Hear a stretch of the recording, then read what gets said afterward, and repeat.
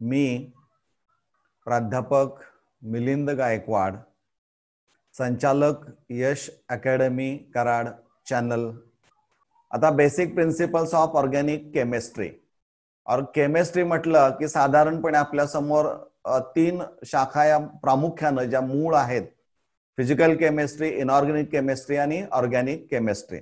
यातला organic chemistry हा अतिशय महत्वाचा, तसे सगळेच भाग अतिशय महत्वाचे आहेत, पण त्यामध्ये देखील ऑर्गॅनिक केमिस्ट्री म्हटलं की आपल्या जीवनाशी अत्यंत जवळचा, it is a part and parcel of our life.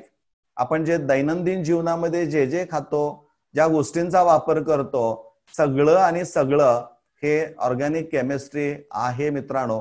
आणि त्यामुळे त्याची सुरुवात हळूहळू आपण करत जाऊया. Organic chemistry is the study of carbon compounds. खूप महत्वाचं आणि साधं वाक्य आहे पहा, पण हे विश्व व्यापलेलं आपल्याला पाहायला मिळेल. Organic chemistry the study of carbon compounds. Carbon compounds असं म्हटलेलं आहे, म्हणजे सगळ्या ऑर्गॅनिक कंपाऊंडचा सर्वात महत्वाचा, प्रत्येकामध्ये असणारा जो कॉन्स्टिट्युएंट एलिमेंट्स असणार आहे तो म्हणजे कार्बन असणार आहे. आणि त्यामध्ये असं म्हटलंय की except metal carbonates, bicarbonates, carbon dioxide and carbon monoxide, या सर्वांच्या मध्ये मग तुम्ही कार्बोनेट्स, मेटल कार्बोनेट्स म्हणजे Na2CO3 घ्या. इथं स्ट्रक्चर दाखवलेलं आहे, हे स्ट्रक्चर Na2CO3चं आहे, कार्बन डायऑक्साइडचं आहे. यामध्ये कार्बन आहेत, परंतु तो जो कार्बन असणार आहे की ते जे कंपाऊंड आहे की ज्यामध्ये कार्बन हा घटक असणार आहे किंवा एलिमेंट असणार आहे, ही ऑर्गॅनिक कंपाऊंड्स नाही, these are the inorganic compounds. म्हणजे एवढी सोडून फक्त metal carbonates, bicarbonates, carbon dioxide, CO हे सोडून जी काही organic compounds which contain mainly carbon as an element are comes under organic chemistry. म्हणजे हा अतिशय साधा आणि सोपा, लक्षात ठेवण्यासारखा तो भाग इथं आपल्याला पाहायला मिळतो. इथं पहा कार्बन असं म्हटलंय, म्हणजे आपण केमिस्ट्री शिकतो, त्या केमिस्ट्री मधल्या पहिला लेटर जो असणार आहे तोच C असणार आहे, म्हणजे रिलेटेड टू द कार्बन. आणि त्यामुळे हा कार्बन जो असणार आहे तो त्याचं ओरिजिन काय आहे, the origin of its name derives from the Latin word carbo which means charcoal.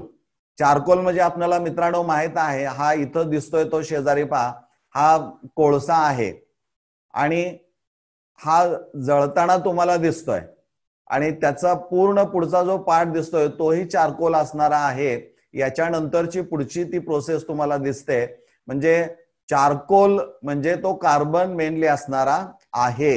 हा लॅटिन वर्ड आहे, हे लक्षात ठेवणं गरजेचं आहे. आता असा हा जो कार्बन असणार आहे त्याचं अस्तित्व कुठं कुठं आहे हे आपल्याला माहित असावं, कारण आपण जर त्या दृष्टीनं विचार करत असो आणि जर जगत असो तर नेमकं काय त्याचं आहे अस्तित्व, या सगळ्या गोष्टी आपल्याला माहित असणं आवश्यक असणार आहे. कार्बन जो असणार आहे तो it is present in earth crust in the form of minerals.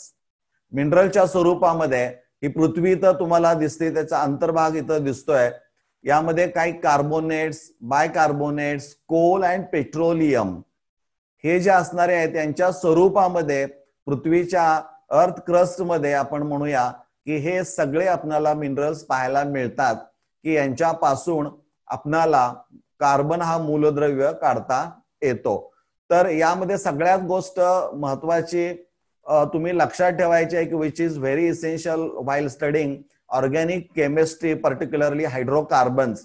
So coal and petroleum, here coal and petroleum are the major sources of hydrocarbons, and I think you are familiar with the word hydrocarbons. And these are the compounds which contain carbon and hydrogen as main elements.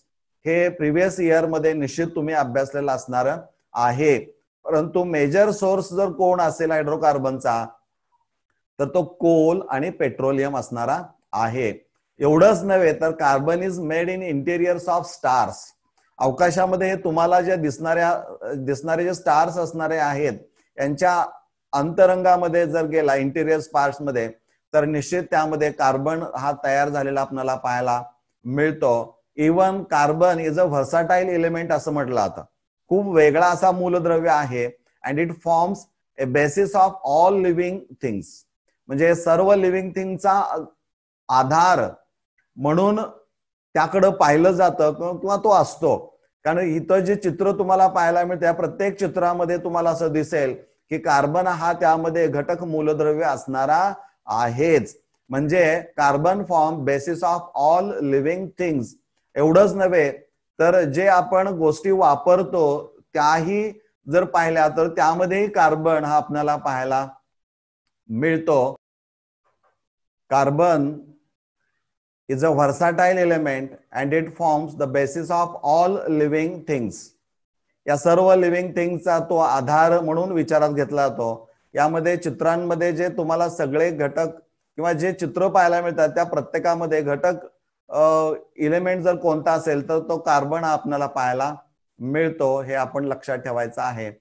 It is also present in our body, that is human body, in the form of carbohydrate, fats, DNA असतील, proteins असतील, अनेक parts असणारे आहेत की जे organic compounds त्यामध्ये असणारी आहेत किंवा ज्यामध्ये कार्बन हा घटक एलिमेंट्स असणारा आहे.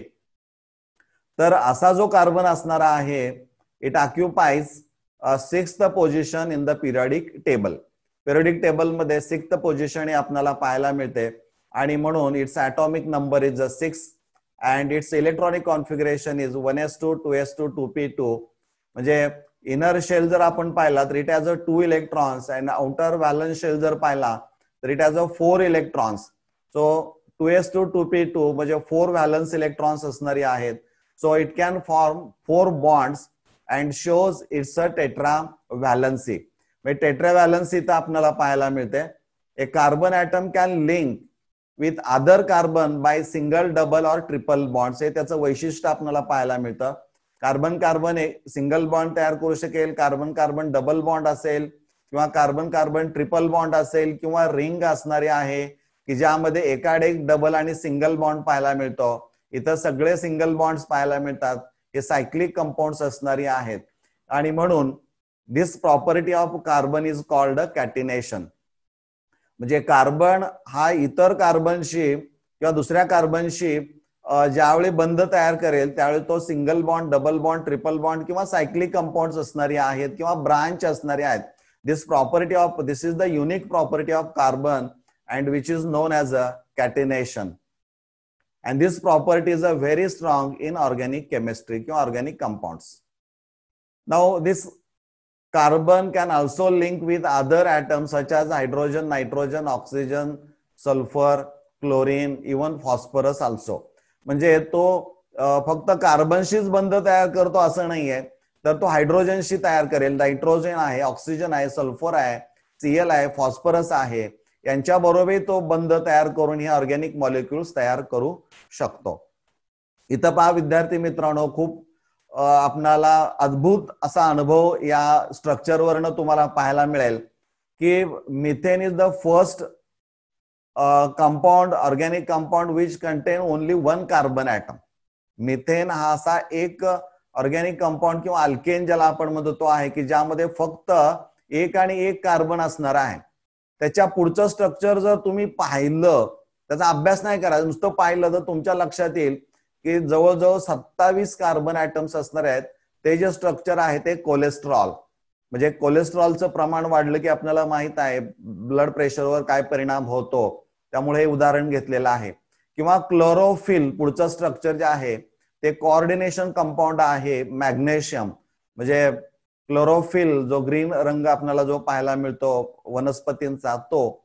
किंवा त्याच्या पुढचं स्ट्रक्चर जर घेतलं तर प्रायमरी स्ट्रक्चर ऑफ डीएनए आणि आरएनए असणार आहे. It contains billions of carbon atoms. म्हणजे तुमच्या समोर एक कार्बन असणारं स्ट्रक्चर पण आहे आणि असं स्ट्रक्चर आहे की ज्यामध्ये बिलियन्स ऑफ कार्बन ॲटम्स असणार आहेत. म्हणजे कार्बन हा किती वेगवेगळी कॉम्प्लेक्स पॉलिमर्स अशी वेगळी स्ट्रक्चर्स तो तयार करतो की ज्यामध्ये प्रचंड कार्बनची संख्या आपल्याला पाहायला मिळते किंवा तो त्या स्ट्रक्चरचा बॅकबोन आपल्याला पाहायला मिळतो. आणि त्यामुळे अशा स्ट्रक्चरचा अभ्यास, अशा कार्बनचा अभ्यास करणं आणि त्याच्या प्रॉपर्टीचा अभ्यास करणं हे अतिशय महत्वाचं असणार आहे. आता आपण अभ्यास करूया की structural representation of organic molecules. ही जी आता आपण मॉलिक्युल्स पाहिली की कार्बन 1 पासून बिलियन्स ऑफ कार्बन असणारे स्ट्रक्चर जे असणार आहेत यांची हे जे मॉलिक्युल्स असणार आहेत त्यांची स्ट्रक्चर्स कशी काढली जातात यापासून आता आपण सुरुवात करायची आहे. तर कॅन यू रिकॉल, तुम्हाला काय आठवतंय का पहा, व्हॉट इज स्ट्रक्चरल फॉर्म्युला. म्हणजे एखादा मॉलिक्यूल दिला असेल तर त्याची रचना कशी असणारी आहे नेमकी त्याला आपण म्हणतो स्ट्रक्चरल फॉर्म्युला, की जो प्रिव्हियस इयर मध्ये याचा अभ्यास निश्चित आपला झालेला असणारा आहे. स्ट्रक्चरल फॉर्म्युला म्हणजे काय बघा, the formula which represents the exact or actual arrangement of atoms of different elements present in a molecule. म्हणजे असा स्ट्रक्चरल फॉर्म्युला असेल की एखाद्या दिलेल्या मॉलिक्यूल मध्ये जे काही वेगवेगळे ऍटम्स असणार आहेत त्यांची निश्चित स्वरूपामध्ये मांडणी जिथं आपण करतो त्याला स्ट्रक्चरल फॉर्म्युला असं आपण म्हणतो. त्या स्ट्रक्चरल फॉर्म्युल्यामध्ये नेमकं आपण काय पाहायचं आहे किंवा काय असतं बघा, एक नेचर ऑफ कॉन्स्टिट्युटिंग ऍटम्स, म्हणजे तो मॉलिक्यूल असणार आहे त्या मॉलिक्यूल मध्ये असणारे जे काही घटक एलिमेंट्स असणार आहेत त्यांचं स्वरूप, त्यानंतर nature of bond connectivity of these कॉन्स्टिट्युटिंग atoms, म्हणजे त्यांच्यामध्ये बॉन्डची कनेक्टिव्हिटी, ते एकमेकाला दोन भिन्न किंवा दोन सारखे ऍटम्स कसे एकमेकाला जोडले असणार, कुठल्या बॉन्डनी जोडलेले असणारे आहेत, आणि the orientation of these atoms in a space in relation to one another, म्हणजे त्यांचं त्यामध्ये असणाऱ्या घटक एलिमेंटचं नेमकं ओरिएंटेशन कोणत्या स्पेसचा, आपण जर स्पेस 3 डायमेन्शनचा विचार जर केला तर कशा पद्धतीने त्याची मांडणी असणारी आहे याचा विचार ज्यावेळी आपण करू त्यावेळेस त्याचा स्ट्रक्चरल फॉर्म्युला हा तयार होतो. म्हणजे this 3 point determine the structural formula of organic compound. या गोष्टी तुम्ही लक्षात ठेवायच्या आहेत. For example you take methane. Methane CH4 तुम्हाला माहित असणार आहे. 1 carbon is bonded to 4 hydrogen atom. This is the complete structural formula of methane. याला म्हणायचं कम्प्लीट स्ट्रक्चरल फॉर्म्युला. म्हणजे याची रचना कशी आहे तर एक कार्बन 4 हायड्रोजन आहेत पण ते कसे एकमेकाला जोडलेत तर एक कार्बन इतर 4 हायड्रोजन ऍटम्सला तो जोडलेला आपल्याला पाहायला मिळतो. ही निश्चित स्वरूपाची मांडणी की यापेक्षा वेगळी मांडणी आपल्याला मिथेन मॉलिक्यूलची करता येत नाही आणि म्हणून हे जे आहे ते this is the complete structural formula of methane molecule and it is known as a Lewis formula. म्हणजे असा जो फॉर्म्युला असणार आहे त्याला लेविस फॉर्म्युला असं म्हटलं जातं. किंवा याचंच इलेक्ट्रॉनिक डॉट स्ट्रक्चर जर आपण पाहिलं तर तुमच्या लक्षामध्ये येईल की carbon is at the centre and is surrounded by 8 electrons आणि कार्बन आणि हायड्रोजनच्या मध्ये 2 इलेक्ट्रॉन्स किंवा एक इलेक्ट्रॉन पेअर वापरामध्ये आलेला आहे पहा. म्हणजे इथं 2 इलेक्ट्रॉन्स या दोघांच्या मध्ये वापरामध्ये आले. याचा अर्थ असणार आहे की 1 electron pair corresponds to covalent bond और सिंगल बॉन्ड. म्हणजे इथं हे लेविस स्ट्रक्चर आहे. इथं आपण बघूया हा जो आहे तो this is the dash between carbon and hydrogen. हा dash is nothing but 1 electron pair. म्हणजे एक इलेक्ट्रॉन पेअर ज्यावेळी आपण म्हणू त्यावेळेस इज करस्पॉन्ड्स टू 1 बॉन्ड. तो बॉन्ड असणार आहे त्याला आपण म्हणूया कोव्हॅलंट बॉन्ड, कारण यांच्यामध्ये हायड्रोजनचा एक इलेक्ट्रॉन आणि कार्बनचा एक इलेक्ट्रॉन यांचं शेअरिंग होतं त्यामुळे तो कोव्हॅलंट बॉन्ड असणारा आहे. म्हणजे या पद्धतीनं दिलेल्या ऑर्गॅनिक मॉलिक्यूलचा स्ट्रक्चरल फॉर्म्युला आपल्याला काढता यायला पाहिजे. तो कम्प्लीट स्ट्रक्चरल फॉर्म्युला याचा अर्थ प्रत्येक 2 ऍटमच्या मध्ये असणारे जे बंध असणारे आहेत मग तो सिंगल डबल कुठलाही असेल ते सगळे आणि सगळे रिप्रेझेंट करणं म्हणजे त्याला म्हणायचं complete structural formula. Okay, now will see the different ways of representing the organic molecules. इथं कंडेन्स्ड स्ट्रक्चरल फॉर्म्युला आहे. कंडेन्स्ड याचा अर्थ तुम्हाला माहित असणार आहे एकत्र, म्हणजे कंडेन्सेशन ऑफ वॉटर वेपर्स आपण म्हणतो. म्हणजे पाण्याची वाफ जर थंड केली तर पुन्हा त्याचे द्रव रूपामध्ये रूपांतर होतं किंवा द्रव रूप आपल्याला त्याचं पाहायला मिळतं. तसं असं एकत्रीकरण आपण म्हणूया ते स्ट्रक्चरल फॉर्म्युला कशा पद्धतीने रिप्रेझेंट केला जातो. फॉर एक्झाम्पल इट एक molecular formula of ethane. is C2H6, means there are 2 carbon atoms and 6 hydrogen atoms. So you have to write or draw the exact arrangement of these 2 carbon atoms and 6 hydrogen atoms in a 1 molecule of ethane. म्हणजे हे ज्यावेळी तुम्ही represent कराल त्यावेळी तुमच्या लक्षामध्ये येईल की this is called this complete structural formula of ethane. आणि मग यासाठी तुम्ही विचार केला पाहिजे की कार्बन जो असणार आहे तो टेट्रा व्हॅलंट आहे, 4 व्हॅलन्सी दाखवतो. आणि याचा थोडा अभ्यास हा पूर्वीच्या वर्गांमध्ये निश्चित तुम्हाला झालेला असणारा आहे, तो तुम्हाला आठवावा लागणारच आहे. आणि मग इथं आपण बघूया की this is the complete structural formula of ethane. Means 2 carbon आहेत ना, तर there is a single bond between 2 carbon atoms. आणि 6 हायड्रोजन ॲटम्स आहेत ना, each carbon is bonded to 3 hydrogen atoms. So this is the complete structural formula of a ethane molecule. मग आता इथं आपल्याला कंडेन्स्ड स्ट्रक्चरल फॉर्म्युला यावरून काढायचा आहे. कंडेन्स्ड स्ट्रक्चरल फॉर्म्युला काढताना काय करायचं आहे, तर कार्बन जो असणार आहे त्या कार्बनला 3 हायड्रोजन ॲटम जोडलेले आहेत. This carbon is bonded to 3 hydrogen atom. त्यामुळे कार्बनच्या शेजारी पुढं तो हायड्रोजन लिहायचा आणि किती ॲटम्स आहेत 3, म्हणून CH3 लिहायचं. आलं लक्षात. म्हणजे ते एकत्रीकरण केलं आणि 2 कार्बनच्या मध्ये सिंगल बॉन्ड आहे, तो डॅशच्या स्वरूपामध्ये तुम्ही दाखवला तरी चालतो किंवा नाही दाखवला तरी चालतो. पण दाखवला समजा तर CH3 डॅश पुन्हा कार्बन आहे and it is bonded to 3 hydrogen atoms. त्यामुळे त्या कार्बनच्या पुढं हायड्रोजन लिहायचा आणि नंबर ऑफ ॲटम्स किती आहेत 3 आहेत. ती 3 संख्या सबस्क्रिप्ट म्हणून बॉटमला लिहायची.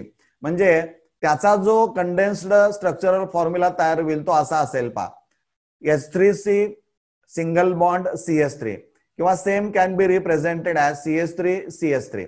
म्हणजे कंडेन्स्ड स्ट्रक्चरल फॉर्म्युला लिहित असताना काही बॉन्ड्स तुम्ही आता यातले हे 3 बॉन्ड्स तुम्ही नाहीत दाखवले, पण कार्बन आणि कार्बन सिंगल बॉन्ड दाखवला, इथले 3 हायड्रोजनशी जोडलेले बॉन्ड्स नाहीत दाखवले, ते एकत्रीकरण केलंय.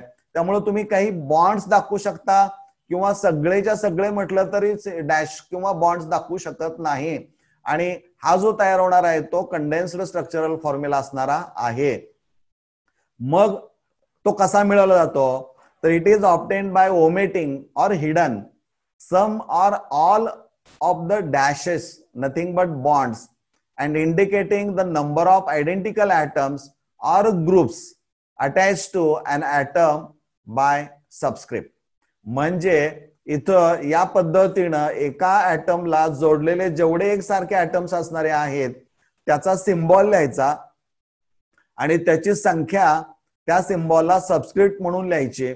आणि मग काही त्यामधले बॉन्ड्स तुम्ही दाखवू शकता किंवा काही नाही दाखवले, एकही नाही दाखवला तरी चालू शकतो. फक्त एकसारख्या ॲटमचंच एकत्रीकरण करून ती सबस्क्रिप्ट म्हणून संख्या तिथं लिहिणं गरजेचं आहे. किंवा असं ज्यावेळी आपण लिहितो त्यावेळेस तो तयार होणारा जो फॉर्म्युला असणार आहे त्याला कंडेन्स्ड स्ट्रक्चरल फॉर्म्युला असं म्हटलं जातं. Second way of representing organic molecule is a bond line formula or also called zigzag formula. Zigzag formula पटकन झिगझॅग तुम्हाला माहित असणार आहे. इथं पहा, इथून असं आपण इथं पुढे गेलोय, इथून परत इकडे आलोय, इथून इकडे गेलोय. झिगझॅग म्हणजे तुम्हाला माहित आहे झिगझॅग स्ट्रक्चर आपण कसं काढतो ते, तर त्या पद्धतीनं असणार आहे. हे इथून इथपर्यंत आलं, परत इकडं आलं, परत इकडं गेलं, परत इकडं जाईल असं झिगझॅग आपण काढतो. त्यालाच आपण बॉन्ड लाईन फॉर्म्युला असं म्हणतो. अगदी तुमचा अभ्यास नसेल तर याला बॉन्ड लाईन फॉर्म्युला म्हटलंय यावरूनच तुमच्या लक्षामध्ये यायला पाहिजे की यामध्ये नेमकं काय दाखवलंय आणि काही दाखवलेलं नाही किंवा काही नाही दाखवायला पाहिजे आणि तरीही त्याचा अर्थ काय समजायचा आहे.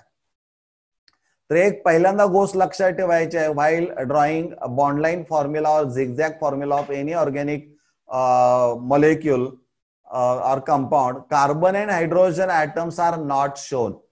बघा, पहिली अट सगळ्यात महत्वाची आहे. ज्यावेळी तुम्हाला एखाद्या कंप्लीट स्ट्रक्चर वरून, कंप्लीट स्ट्रक्चरल फॉर्म्युलावरून जर तुम्हाला बॉन्ड लाईन फॉर्म्युला काढायचा असेल तर पहिली अट अशी आहे की कार्बन आणि हायड्रोजन मस्ट बी हिडन. ते अदृश्य स्वरूपामध्ये असणारे आहे, ते दाखवायचे नाहीत म्हणजे नाहीत. त्यानंतर पुढची अट सगळ्यात महत्वाची आहे, while drawing bond line formula, hetero atom. Hetero atom म्हणजे atom like nitrogen, oxygen, sulphur, phosphorus or halogens like Cl, Br, I. These are called hetero atoms, means other than carbon असं आपण म्हणूया, किंवा hydrogen bonded to hetero atom. म्हणजे oxygen आहे त्याला hydrogen जोडलाय, nitrogen आहे त्याला हायड्रोजन जोडलाय, म्हणजे असे जे काय वेगळे असणारे आहेत, किंवा कार्बन आणि त्याला नायट्रोजन जोडलाय, असे जे असणारे आहेत की हेटेरो ॲटम तो क्लिअर कट तिथं दिसला पाहिजे, हे याचं वैशिष्ट्य असणार आहे. अँड बॉन्ड्स आर डॅशेस, म्हणजे आर इन झिगझॅग मॅनर, म्हणजे जे बॉन्ड्स इथं रिप्रेझेंट करतो आपण ते बॉन्ड्स त्याला डॅश असं म्हटलं जातं, आणि ते नेहमी झिगझॅग मॅनर मध्ये असणं ही कंडिशन असणार आहे, कारण त्याला नावच दिलंय झिगझॅग फॉर्म्युला. आता इथं हे इथून आपण सुरुवात केली, इथं आलो, इथून इकडं आलो, इथून इकडं आलो, म्हणजे हा टर्मिनल आहे, हा टर्मिनल इथं चेन एंड झालेला आहे. पहा झिगझॅग त्याच्या पुढे एक्सटेंड केलेला दिसत नाही, त्यामुळे इथं तुमच्या लक्षामध्ये येईल की हा जो सर्कल असणार आहे तो काय सांगतोय पहा, टर्मिनल इंडिकेट्स मिथाइल ग्रुप. म्हणजे झिगझॅग स्ट्रक्चर तुम्ही काढलं तर जिथं दोन टोकं सुरुवातीचा आणि शेवटचा असेल, always represent CH3, that is methyl group. This is the typical character of zigzag और बॉन्ड लाईन फॉर्म्युला. बरोबर आहे, म्हणजे इथंही मिथाइल ग्रुप असू शकेल, इथंही मिथाइल ग्रुप असणार आहे. इथं दोन रेषा अशा एकमेकाला जोडलेल्या इथं दिसत आहेत पहा, लाईन जंक्शन डिनोट्स, या दोन लाईन इथं जोडलेल्या आहेत पहा. The line junction denotes carbon atoms bonded to required number of carbon atoms. म्हणजे हा जो इथं दोन लाईन्स एकमेकाला जोडून जे जंक्शन असं तयार झालेलं असणार आहे, त्या जंक्शनला कार्बन असणार आहे. परंतु एक अट त्यामध्ये आहे की इथं जर कार्बन असेल तर कार्बनची व्हॅलन्सी 4 असणार आहे, आणि ती व्हॅलन्सी त्यांनी सॅटिस्फाय केली असणार आहे. म्हणजे त्याच्या भोवती 4 बंधही तुम्हाला दाखवावे लागणार आहेत, म्हणजे तिथं ते गृहीत धरायचं आहे तुम्हाला. म्हणजे तिथं जर काहीच नसेल आता ह्या पोझिशनला, तर याचा अर्थ तो जो लाईन जिथं जंक्शन झालेले असणार आहे, जोडले असणार आहे, तिथं एक carbon and bonded to required number of hydrogen atoms असं म्हटलेलं आहे, तर तिथं 2 हायड्रोजन असणारे आहेत. म्हणजे अशा पद्धतीनं हे बॉन्ड लाईन स्ट्रक्चर काढणं आवश्यक असणार आहे. हे या पद्धतीनं आपण इथं ड्रॉ केलेलं आहे पहा. इथं सुरुवात जर केली टर्मिनल, तर हा CH3 आहे. इथं जंक्शन लाईन आपल्याला दिसते, इथं 2 लाईन्स एकमेकाला जोडले, तो जो जंक्शन पॉइंट असणार आहे तो कार्बन आहे, and it is bonded to required number of hydrogen atoms. कारण पुढे इकडे एक बॉन्ड आहे, इकडे एक बॉन्ड आहे, त्यामुळे राहिले 2 व्हॅलन्सी, त्यामुळे सॅटिस्फाईड बाय 2 हायड्रोजन ॲटम्स. आणि इथं पुढे इथून इकडे आलो की इथं परत एक जंक्शन आहे, तिथं एक कार्बन आणि 2 हायड्रोजन असणार आहे. तिथून पुढे ही लाईन गेलेली दिसते की जिथं एंड झालाय, त्यामुळे एंडला किंवा टर्मिनलला तो CH3 ग्रुप असणारा आहे. म्हणजे इथं या पद्धतीनं जे आपण बॉन्ड लाईन स्ट्रक्चर काढलेलं आहे ते CH3 CH2 CH2 CH3 असणार आहे. म्हणजे हा जो अल्केन असणार आहे तो ब्युटेन किंवा N ब्युटेन, नॉर्मल ब्युटेन, सरळ चेन मध्ये असणारा आहे. म्हणजे या पद्धतीनं झिगझॅग किंवा बॉन्ड लाईन फॉर्म्युले दिलेल्या कोणत्याही ऑर्गॅनिक मॉलिक्युलचे काढण्यासाठी या गोष्टी तुम्हाला माहित असणं आवश्यक असणार आहे. This sentence is very very important. बघा, the zigzag representation is more realistic since carbon carbon bond angle is nearly 109.5 degree and not 180 degree. आपण जे स्ट्रक्चर्स काढतो, कार्बन सिंगल बॉन्ड कार्बन सरळ रेषेमध्ये काढत जातो, याचा अर्थ कार्बन कार्बन हा जो बॉन्ड अँगल असणार आहे तो आपल्याला असं वाटतं की it is 180 degree, but it is not 180 degree, it is nearly 109.5 degree. आणि त्यामुळं झिगझॅग स्ट्रक्चर हे रिअलिस्टिकच्या जवळ जाणार आहे, आणि म्हणून ते सगळ्यात महत्वाचं असणार आहे. परंतु कॉम्प्लिकेटेड स्ट्रक्चर काढताना काही अडचणी येतात, म्हणून पुन्हा आणखीन त्यामध्ये काही मॉडिफिकेशन्स हे निश्चित असणारे आहेत. हे आपल्याला निश्चित बॉन्ड लाईन फॉर्म्युला कसा काढायचा हे निश्चित तुम्हाला समजलेलं असणार आहे. इथं पहा, हेटेरो ॲटम इथं जोडलेला, it is attach two hydrogen. म्हणजे इथं हे टर्मिनल आहे, ऑलवेज रिप्रेझेंट्स CH3, त्यानंतर इथं 2 लाईन्स जोडलेल्या आहेत, इथं जंक्शन आहे, त्यामुळे तिथं कार्बन असेल, but it is bonded to required number of hydrogen atoms. आणि पुन्हा इथे एक जंक्शन आहे, त्यामुळे इथं CH2 झाला. इथं पुन्हा जंक्शन आहे, बाकी काही दिसत नाही, म्हणजे 1 कार्बन अँड बॉन्डेड, कारण इकडे एक बॉन्ड आहे, इकडे एक बॉन्ड आहे, म्हणजे 2च राहिले. CH2 म्हणजे CH3 CH2 CH2 आणि पुन्हा तो कार्बन ऑक्सिजनला जोडलाय आणि हायड्रोजन आहे. त्यामुळं हे जे बॉन्ड लाईन स्ट्रक्चर असणार आहे ते कुणाचं आहे बघूया. CH3 CH2 CH2 OH चा असणार आहे. 1 2 3 कार्बन असणारे आहेत. प्रोपॅनॉल या स्ट्रक्चरचं नाव असणार आहे. म्हणजे या पद्धतीनं दिलेल्या स्ट्रक्चरवरून, कम्प्लीट स्ट्रक्चरवरून तुम्हाला बॉन्ड लाईन फॉर्म्युला काढणं हे गरज आहे, कारण त्याचं असं आहे की it save space and time. This is very important. म्हणजे खूप मोठी स्ट्रक्चर्स आहेत, जागा पुरत नाही, अशा वेळेस ही कमी याच्यामध्ये बसवण्यासाठी, कमी जागेमध्ये आणि खूप कमी वेळेमध्ये आपण ही स्ट्रक्चर्स काढू शकतो. त्यामुळं या गोष्टींचा सराव होणं आपल्याला आवश्यक असणार आहे. Now you have to learn the skill. आता जे आपण कंडेन्स्ड स्ट्रक्चरल फॉर्म्युला आणि बॉन्ड लाईन फॉर्म्युला म्हणजे काय किंवा कसा ड्रॉ केला जातो ते जे शिकलेलं आहे, ते जे तुम्ही शिकलेलं आहे त्याचं स्किल आता तुम्हाला इथं वापरामध्ये आणायचं आहे. Write the condensed formula and bond formula किंवा बॉन्ड लाईन फॉर्म्युले of the following compounds. Write the condensed formula and bond line फॉर्म्युले ऑफ द फॉलोइंग कंपाऊंड्स. ही तुम्हाला कंप्लीट स्ट्रक्चर्स असणारी ऑर्गॅनिक कंपाऊंड्स दिलेली आहेत. नाव आता विचारात घ्यायचं नाही. स्ट्रक्चर दिलेला आहे, रचना दिलेली आहे, त्या दिलेल्या रचनेचं रूपांतर तुम्हाला कंडेन्स्ड फॉर्म्युला आणि बॉन्ड लाईन फॉर्म्युल्यामध्ये करायचं आहे. नाव आता फारसं महत्वाचं न घेता आपण अगोदर या पद्धतीनं आपलं स्किल डेव्हलप करूया आणि मग नावावरनं स्ट्रक्चर आणि मग त्याचे कंडेन्स्ड फॉर्म्युला काय, बॉन्ड लाईन फॉर्म्युला काय, ह्या गोष्टी आपण शिकाव्यात. म्हणजे यामध्ये ही दिलेल्या स्ट्रक्चर्स मध्ये पहिलं जे स्ट्रक्चर असणार आहे त्याचा कंडेन्स्ड फॉर्म्युला बघा. म्हणजे 1 कार्बन आहे, 3 हायड्रोजन म्हणजे CH3H, 3 एकत्र आणल्याने नंबर इथं सबस्क्रिप्ट म्हणून लिहिलाय. C डबल बॉन्ड O च्या बाबतीमध्ये आपण काहीच करू शकत नाही, कारण तो तसाच ठेवणं गरजेचं आहे. त्यानंतर पुढे एक कार्बन आहे, it is attach to 2 hydrogen, त्यामुळे इथं हायड्रोजन शेजारी घेतला आणि सबस्क्रिप्ट 2 लिहिलंय. त्यानंतर पुढे एका कार्बनला 3 हायड्रोजन जोडले, त्यामुळे 1 कार्बन हायड्रोजन आणि किती आहेत 3, त्यामुळे CH3 CO CH2 CH3. This is the condensed formula. त्यानंतर त्याचा बॉन्ड लाईन फॉर्म्युला बघूया. आता CH3 म्हणजे टर्मिनलच आलं इथं, त्यामुळे इथं सुरू झाला, इथून एक अशी रेष आली, परत डबल बॉन्ड O आला, पुन्हा CH2 आला, म्हणजे इथं 2 लाईन जंक्शन इथं दिसतंय आणि हा टर्मिनल दिसतोय.